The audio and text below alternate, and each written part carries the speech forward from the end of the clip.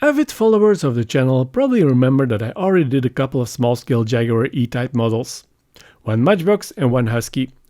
On the turntable this week we have a large-scale Corgi, more exactly the number 312 competition version.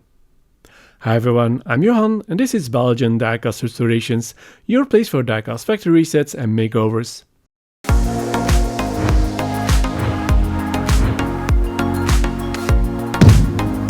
Welcome to Belgian Diecast Restorations.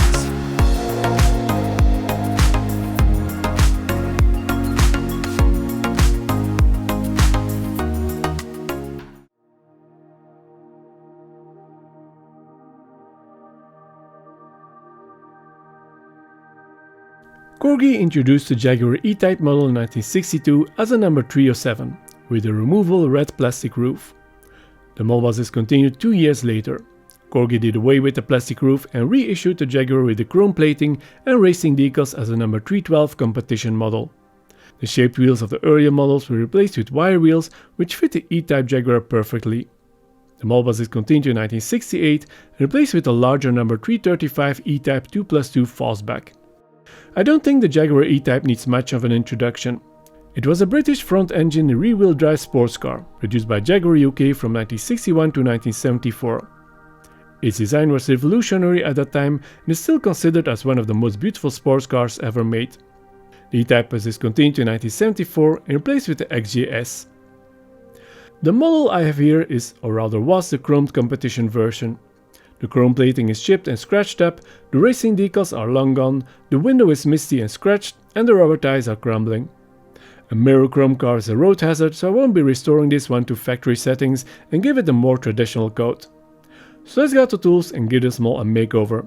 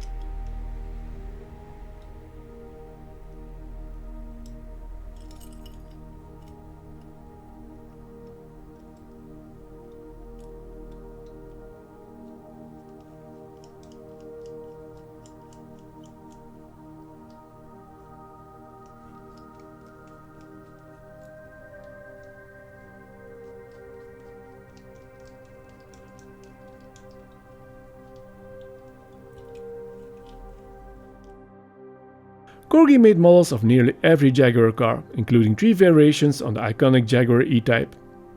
This was a competition version, which was issued in a chrome plating with racing decals. However, little is left of the chrome plating and the decals have long gone. A good candidate for a makeover.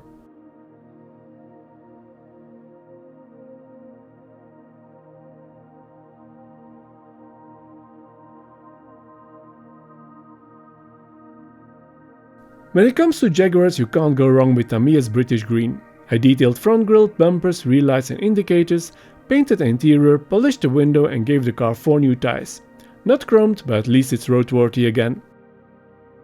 If you enjoyed this video, don't forget to like and subscribe, as this helps my videos to climb up in YouTube's algorithm. Thanks for watching and see you again next time.